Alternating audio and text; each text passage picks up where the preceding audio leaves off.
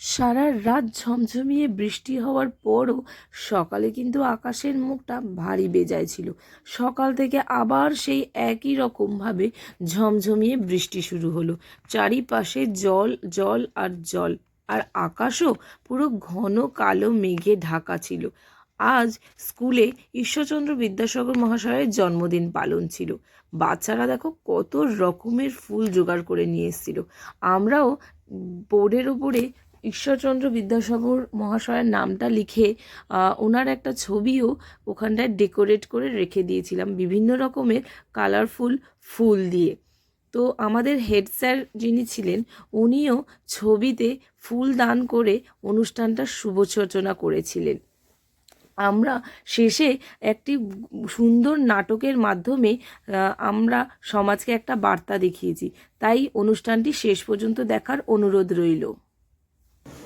একটা মাঙ্গলিক দিন, সেই দিনের বার্তাটা আমাদের কাছে কেন বহন করে নিয়ে এসছে একজন সমাজ সংস্কারক। আমরা জানি আমরা যে পড়ি না, সে বইটা যিনি প্রথম লিখেছিলেন তিনি হচ্ছে বিদ্যাসাগর, ঈশ্বরচন্দ্র বিদ্যাসাগর। তার বইয়ে লেখা যে বর্ণ পরিচয়, সেটা পড়ে আমাদের জীবন শুরু হয়। সেই বইটা, এই যে বর্ণ পরিচয় যিনি লিখেছিলেন তিনি হলেন ঈশ্বরচন্দ্র বিদ্যাসাগর। ঠিক আছে, আজকে তার পবিত্র জন্মদিন। 1800 তার পুরো নাম ঈশ্বরচন্দ্র বন্দ্যোপাধ্যায়।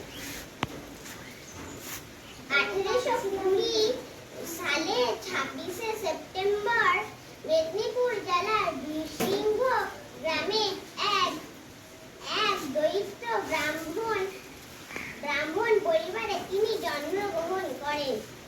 বাবার নাম ঠাকুরদাস বন্দ্যোপাধ্যায় এবং মায়ের নাম ভগবতী দেবী। ছোটবেলা থেকে মেধারও এক গুণে ছিলেন।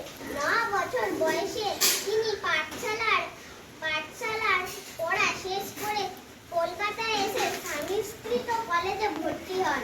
কলকাতায় আসার সময় মাইল ফলক দেখে ইংরেজি সংখ্যা শেখেন। আমি একটি কবিতা বলতে চলেছি। কবিতার নাম সাগর সাগর বিদ্যাসাগর।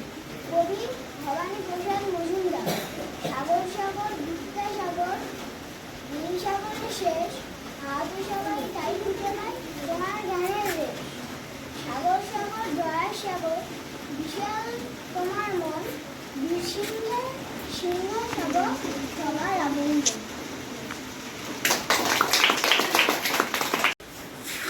তারপর স্টেশনে সে কুলির উদ্দেশ্যে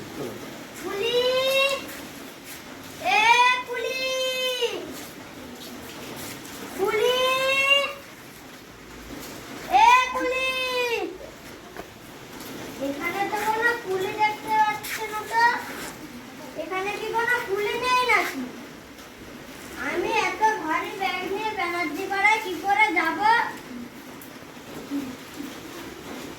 আপনি কি কুলি খুঁজছেন বাবু? হ্যাঁ। কোথায় যাবেন? আমি সেই ব্যানার্জি পাড়ায় যাব, কিন্তু আপনাকে দেখে তো ঠিক কুলি মনে হচ্ছে না। আমার ব্যানার্জি পাড়ার আশেপাশেই আমার বাড়ি। চলুন, আপনার সঙ্গে গেলে আমার সুবিধা হবে। একটা নাও।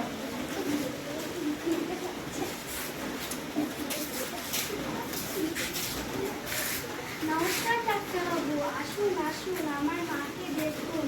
আসুন, বসুন। ঠিক আছে, দাঁড়াও। ব্যাগটা রাখো। এ নাও তোমার পাওনা।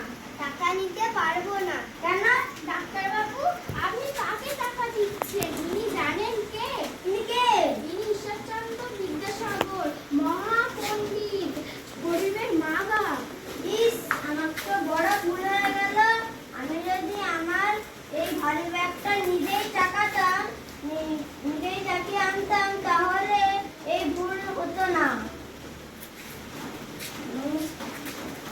দেখেছেন কিরকম লজ্জা পেয়ে গেল? এখন থেকে আমরা